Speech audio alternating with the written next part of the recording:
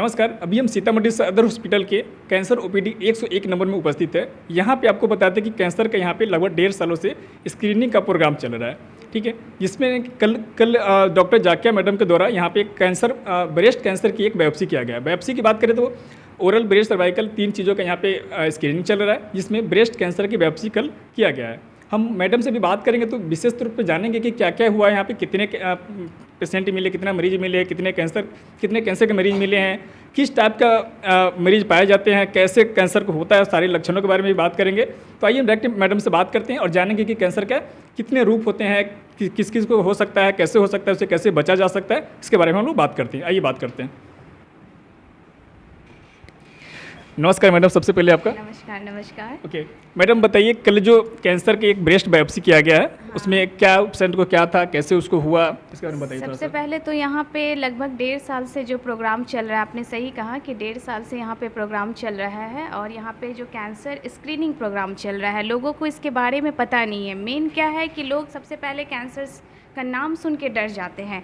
तो हम लोग को यही जागरूकता फैलाना है कि कैंसर वर्ड से, कैंसर शब्द से आपको डरने की ज़रूरत नहीं है, क्योंकि कैंसर का जो लक्षण है, अगर इसको आप सही समय पे पहचान कर लेते हैं, सही समय पर इसका उपचार करते हैं, तो आप खुद भी कैंसर बीमारी से बच सकते हैं और अपने आसपास को भी बचा सकते हैं।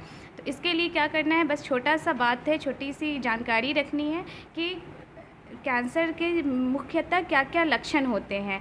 तो अभी तो मतलब देखा जाए तो शरीर में बहुत तरह के कैंसर पाए जाते हैं, लेकिन भारतवर्ष में सबसे ज़्यादा जो कैंसर है वो मुंह का कैंसर, छाती का कैंसर और बच्चेदानी का कैंसर सबसे ज़्यादा पाया जा रहा है।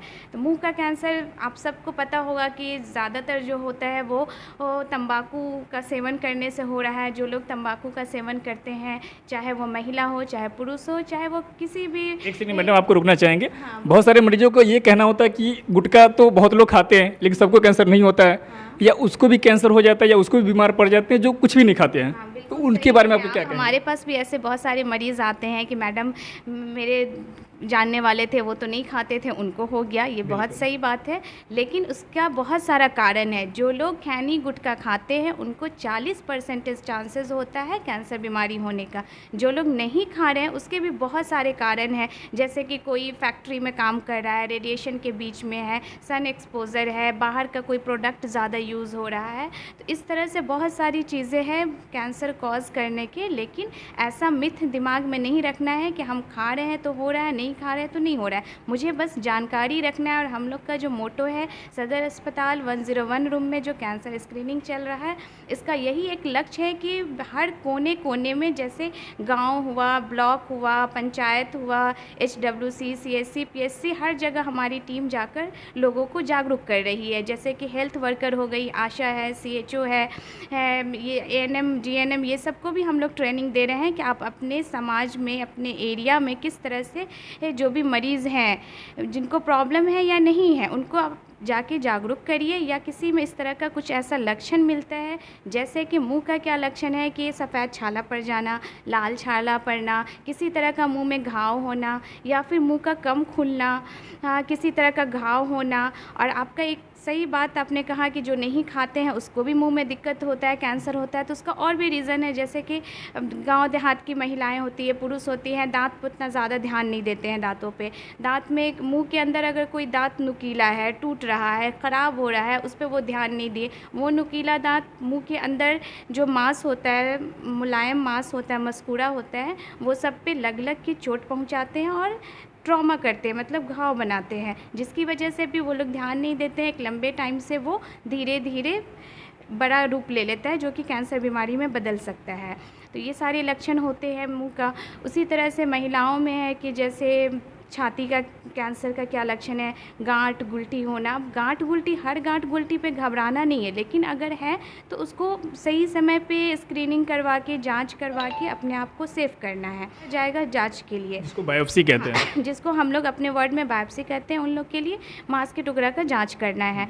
ठीक है, तो वो महिलाएं रेडी हो गई, रेडी हुई तो हम लोगों ने उनका अपने सदर अस्पताल में ही बायोप्सी किया। और वो महिला बहुत खुश हुई कि कम से कम ये सुविधा अपने सीतामढ़ी बिहार में हो गई है। पहले इसके लिए क्या करना होता था, दूर दूर तक जाना होता था मरीज़ों को, जिसकी वजह से मरीज़ के पास पैसा नहीं है, रहने सहने के लिए नहीं है, आदमी नहीं है साथ जाने के लिए, तो फिर वो मरीज़ जा नहीं पाते थे और धीरे धीरे अपने प्रॉब्लम को बढ़ा लिए। लास्टली क्या अंत हो जाता है।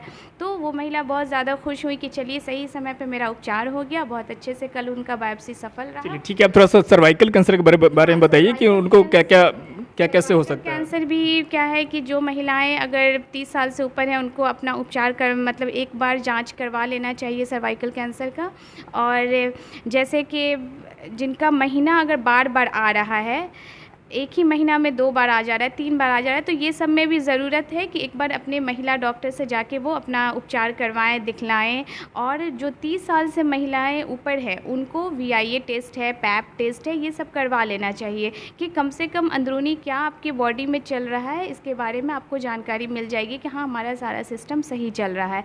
तो ये चीज़ जो गाँव देहात की महिलाएँ हैं, ये मिथ अपने दिमाग में नहीं रखें कि मुझे प्रॉब्लम होगा तभी मैं दिखाऊँगी, ऐसा नहीं होना चाहिए। ये सभी के लिए है कि आप अपना उपचार, अपना जांच सही समय पे 30 साल से ऊपर में जाके करवा सकते हैं। चलिए, पब्लिक ये भी जानना चाहेंगे कि जो भी जांच यहाँ पे आप कर रही हैं या करते हैं, ये सभी पैसा लगता है या पूरा फ्री ऑफ कॉस्ट होता है, ये भी हाँ, ये जो जांच है यहाँ पे पब्लिक को भी पता होगा कि गवर्नमेंट हॉस्पिटल में बहुत कम से कम में उपचार होता है, ठीक है। तो उसी तरीके से जो यहाँ पे बायोप्सी टुकड़े का जांच हो रहा है वो कम से कम अमाउंट में हो रहा है।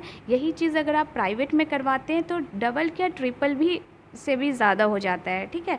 तो आप सभी पब्लिक से मेरा निवेदन है कि आप लोग किसी भी लक्षणों को इग्नोर नहीं करें, क्योंकि कैंसर बीमारी जो है वो अचानक से नहीं आता है, वो अपना लक्षण दिखा कर आता है। लेकिन शुरुआती लक्षण में क्या होता है कि उसमें उसको तकलीफ़ नहीं होती है, जिसकी वजह से पेशेंट क्या करते हैं ना, अपना इग्नोर कर देते हैं, नज़रअंदाज कर देते हैं।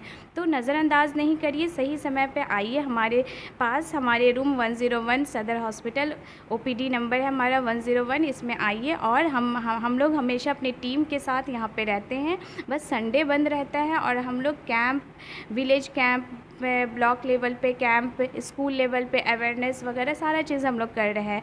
तो हम लोग अपने जो भी हमारा प्रक्रिया है, वर्क है, हम लोग सुचारू रूप से कर रहे हैं। आप लोग को बस साथ देना है कि आप लोग सही समय पे अपने लक्षण की पहचान करें और उपचार करें। और इस कैंसर बीमारी का जो मिथ माइंड में सभी के है कि बहुत बड़ी बीमारी है, कोई इससे बचता नहीं है, जो कि बिल्कुल गलत बात है। अगर सही समय पे इसकी लक्षणों की पहचान होती है तो ज़रूर आप अपने घर परिवार को बचा सकते हैं। अच्छा ठीक है मैडम, जैसा कि बताइए। अच्छा, एक चीज़ हम और जानना चाहेंगे, जैसे पेशेंट सीतामढ़ी का, जो भी पब्लिक देख रहे हैं सीतामढ़ी से जो नज़दीक के हैं, इस टाइप का जो लक्षण जो मैडम जैसा कि बताई है, इस टाइप का अगर दिक्कत होता है तो आप सीतामढ़ी सदर में आ सकते हैं। रूम नंबर 101 में ये सारी जाँच की जा रही है।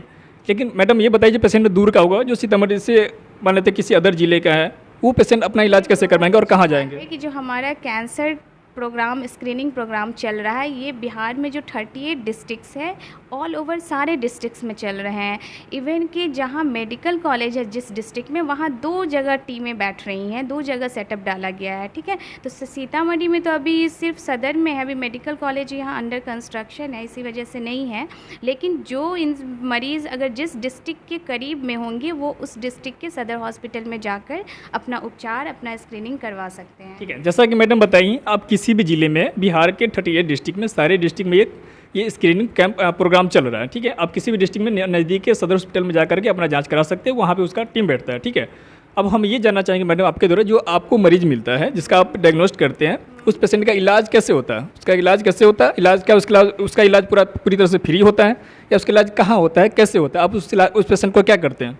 जी हाँ, बिल्कुल सही बात है। जो पेशेंट अगर इस लेवल के नहीं होते हैं, जो थोड़ा इसमें तो खर्च आ ही जाता है, तो अपना अगर खर्च में उनको दिक्कत हो रहा है तो उसके लिए भारत सरकार ने बहुत अच्छा योजना निकाल रखे हैं, जैसे कि आयुष्मान कार्ड है, या फिर है ना बहुत सारा फ़ंड वगैरह है, ज़कात फ़ंड होता है, और भी बहुत सारा फ़ंड है जिसकी मतलब उस फंड के द्वारा उस मरीज़ का हेल्प मिल जा रहा है। और आयुष्मान कार्ड ईज़िली अगर बन जा रहा है तो उस मरीज़ को बहुत आसानी से निःशुल्क सेवा प्रदान किया जा रहा है।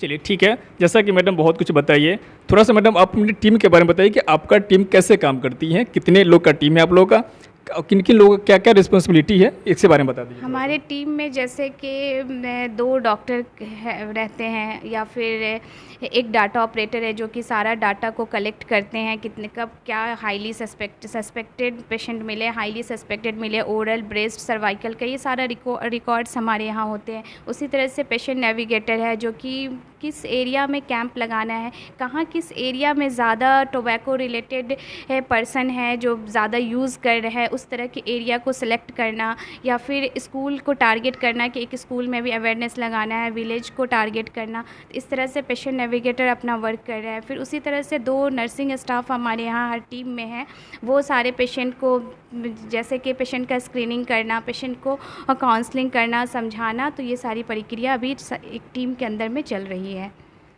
ठीक है, मेरे साथ इस टीम का पेशेंट नेविगेटर उपलब्ध है, हम उनसे भी बात करेंगे। ठीक है, उसके बाद जानेंगे कि वो अपना कैंप कैसे लगाती है। जैसा कि अब मैडम ने कैंप के बारे में बताया, कैंप यहाँ पर पूरा गांव लेवल तक, पूरा जो ज़मीनी स्तर जो कहते हैं ना, गांव लेवल तक का कैंप किया जाता है। क्योंकि सदर में जो गांव के पेशेंट होते हैं उनको तो बहुत ज़्यादा जानकारी नहीं होता, वो अपना इलाज यहाँ पर आकर नहीं करा पाते हैं या अपनी जांच नहीं करा पाते हैं, क्योंकि कैंसर होने के बाद पता चलता है, पहले पता चलता नहीं है, और स्टार्टिंग में अपना जांच नहीं करा पाते हैं। इसलिए इस प्रोजेक्ट के माध्यम से गाँव लेवल तक कैंप किया जा रहा है। गाँव में जैसे कि HWC होते हैं, उसके वहाँ पर जो CHO होते हैं, CHO के माध्यम से जो PSC होता है, CSC हो गया, ठीक है, HWC हो गया, ये सारे माध्यम से गांव लेवल तक का कैंप किया जा रहा है, और वहाँ पे उसका स्क्रीनिंग किया जा रहा है, उसका जांच किया जा रहा है। जो गांव लेवल का जो पेशेंट नहीं आ पाते सीतामढ़ी सदर में, या दूर दूर जो पेशेंट है जो सदर से काफ़ी दूर है वो नहीं आ पाते, उसलिए गांव लेवल पर यह कैंप किया जाता है। विलेज लेवल पर यहाँ तक कि मुखिया के द्वारा भी संपर्क करके, मुखिया के पंचायत लेवल पर भी किया जाता है। ये सारी माध्यम से किया जाता है। बच्चों गाँव के स्कूलों में जा करके बच्चों को अवेयरनेस देने का भी काम किया जा रहा है इस माध्यम से। ठीक है, अभी हम पेशेंट नेविगेटर से बात करेंगे कि वो अपना रोल कैसे अदा कर रही हैं, वो कैसे काम कर रही हैं, इसके बारे में हम लोग बात करेंगे। ठीक है, चलिए उससे बात करते हैं। ठीक है, अभी मेरे साथ बात करने के लिए इस टीम का, कैंसर टीम का पेशेंट नेविगेटर मेरे साथ है। उससे हम जानेंगे कि उसका क्या रोल है इस टीम में और वो क्या काम करती हैं, अपना काम कैसे करती हैं। ठीक है, बताइए अपने काम के बारे में। जैसा कि आपने बताया कि मैं पेशेंट नेविगेटर हूँ, मेरा नाम सिंधु रानी है। मैं अवेयरनेस कैंप ऑर्गेनाइज करती हूँ कोऑर्डिनेट करके, जैसे कि CHO से कोऑर्डिनेट करके HWC में मैं कैंप ऑर्गेनाइज करती हूँ, CHC में करती हूँ, PHC में करती हूँ, और विलेज लेवल पे भी करती हूँ मुखिया से कोऑर्डिनेट करके। फिर मैं पेशेंट जो होते हैं उनका फॉलो अप करती हूँ, सस्पेक्टेड पेशेंट का भी, हाईली सस्पेक्टेड का भी, और जो कंफर्म है, ऑलरेडी कंफर्म है, उन सारे पेशेंट्स का मैं फॉलो अप करती हूँ, काउंसलिंग करती हूँ। पेशेंट्स को कोई भी प्रॉब्लम होती है तो मैं मैम रेफ़र करती हैं, तो मैं उनको हेल्प करती हूँ कि वो कैसे वहाँ तक पहुँचेंगे, उनका सारा प्रॉब्लम मैं रिजॉल्व करती हूँ। ठीक है, आप पेशेंट का देखरेख करती हैं कि किस पेशेंट का क्या ट्रीटमेंट चल रहा है, ट्रीटमेंट से रिलेटेड आप देखरेख करती हैं कि क्या चल रहा है उनका, ये सारा कुछ करती हैं। आप मुझे मोटा मोटी इतना बताइए कि अभी तक ये प्रोग्राम कब से चल रहा है और कितना लोगों का स्क्रीनिंग हो चुका है, इसके बारे में बताइए मुझे।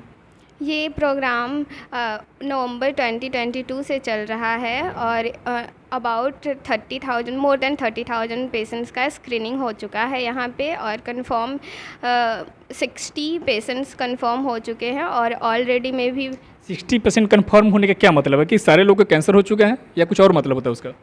कैंसर हो चुका है इन लोगों का, और उसमें डेथ भी हो चुकी है। कितने पेशेंट का अभी तक डेथ हो चुका है कैंसर से? अबाउट 20 पेशेंट्स का। जैसा कि इन्होंने बताया कि लगभग यहाँ पे 30,000 से ऊपर व्यक्ति का स्क्रीनिंग किया जा चुका है, जिसमें 60% कैंसर के मिल चुके हैं, और लगभग 250 से ज़्यादा पेशेंट ऐसे हैं जो सस्पेक्टेड है, जो संदिग्ध के घेरे में है, जो उनको अभी फॉलो पे रखा गया है। ठीक है, और इसमें 20% ऐसे हैं जो कैंसर हो जाने के बाद, उनको उपचार के दौरान या उपचार के बाद जो कह लीजिए उनका मृत्यु हो चुका है।